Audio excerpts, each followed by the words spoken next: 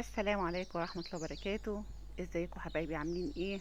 اللي ما يعرفنيش، انا ام نور حلو حادق. ايه رأيك تيجي تعملي شوية الزبادي دول وتوفري 150 جنيه؟ لو هتجيبي 10 زبديات من دول هتكلفيهم 150 جنيه. لا، احنا هنعملهم كلهم على بعض ب50 جنيه. يلا بينا. دول 2 كيلو لبن بقري. اللبن البقري طبعا ارخص شوية من اللبن الجاموسي وافيد، والله كله كالسيوم. فيه كالسيوم اكتر من اللبن الجاموسي. بصي يا ستي، انا بغليه وبحطه في التلاجة لحد ما يعمل الوش ده، وباخد بعد كده الوش ده واشيله في العلبة اللي جنبك دي. زي ما اتفقنا ان انا بحوش الوش اللبن عشان اعمل منه سمنة ومرطة. زي ما وريتكم في الفيديو بتاع السمنة. انا بحوش النوعين، يعني البقري والجاموسي، وبيتحطوا على بعض ومش مشكلة خالص ولا بتفرق خالص. بس هو طبعا انا عندي بيبقى الجاموسي اكتر، لان اللبن البقري بيبقى وشه خفيف، مش دسم زي الجاموسي. بصي، انا بشيل الوش. اهم حاجه ما تحطيه بعد ما يغلي تحطيه في التلاجة. ما تغطوهوش عشان يعمل لك وش كده. حبيتي تستعمليه على طول من غير ما تشيلي الوش، مفيش اي مشكله، هتبقى الزبادي دسمه اكتر. بصي يا ستي، انا بعمل هنا ايه؟ باخد قيمه مج او كوبايه كبيره من اللبن في حله لوحدها على جنب، عشان انا مش عايزه اسخن اللبن كله، انا هدفيه بس.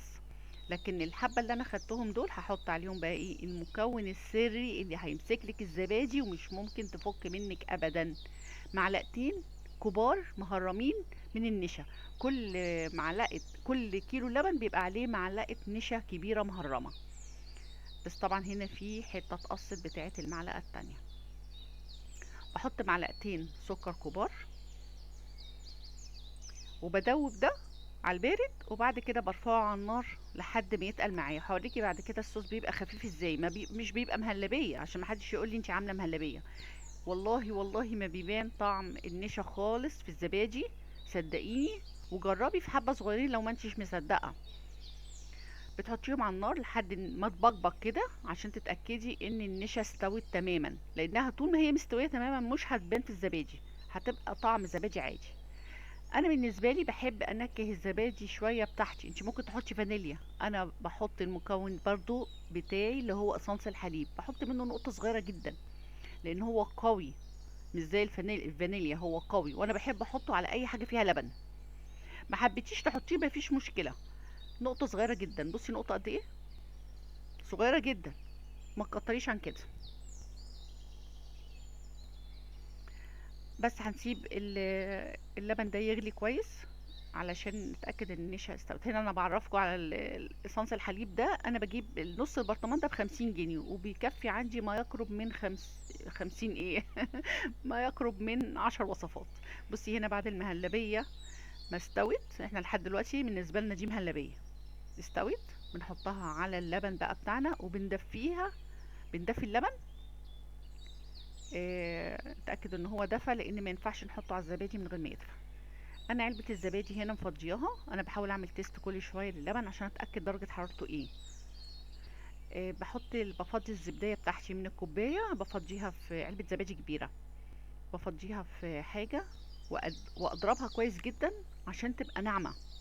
ودي يعني مرحلة مهمة جدا. بصي، بضربها جامد جدا لحد ما تبقى ناعمة خالص. دي مرحلة مهمة. وباخد مغرفة كده من الحليب او اللبن، وبقلب الزبادي كويس. بصي، معلقتين السكر اللي انا حطيتهم، انا بالنسبه لي بحب اكل الزبادي بقى بتاعتي بالمعلقتين دول بس. انتي حبيتي بعد كده تسكريها شويه بتسكريها، حبيتي تاكليها كده بتبقى طعمها حلو جدا برضه. بس هنا اللبن انتي بتحطي صبعك فيه وبتستحملي درجه الحراره. بتقدري تحطي صبعك فيه، بيبقى اكتر من دمعه العين، حاجه بسيطه قوي. انا كده طفيت النار. طالما وصلت للحراره دي طفيت النار، حطيت الزبادي بتاعتي وقلبتها كويس. اختفت خلاص، هي كده مفيش اي اثر ليها. تمام. على فكره احنا ممكن نخمر الزبادي في اللبانه دي ونقطع منها بالمعلقه، لو انتي مش حابه تحطي كوبايات كتير في التلاجة مثلا. ساعات والله كنت بحط اللبانه دي بحالها زي ما هي كده، من غير ما افضي في كوبايات. وبتخمريها ازاي؟ بسخن الفرن لحد مثلا 10 دقايق، وبعدين افصله، وبعدين احط الزبادي. سواء كانت في كوبايات او كانت في اللبانه. ما باحطش كوبايات في ميه، في صينيه في ميه، لا ما بعملش كده خالص. معلقه النشا بتغنيني عن الكلام ده كله. انا بفضيها في الكوبايات دي، كوبايات زبادي انا كنت محوشاه عشان اعمل فيها ده. بحطها في صينيه الفرن. بصي ما فيهاش ميه خالص، وبحطها في الفرن، الفرن السخن. كنت مسخناه 10 دقايق وطفيته، يعني هو دلوقتي سخن بس انا خلاص طفيته. بحط الزبادي بس واسيبها. بعد 3 4 ساعات بتكون مسكت زي ما انت شايفه كده.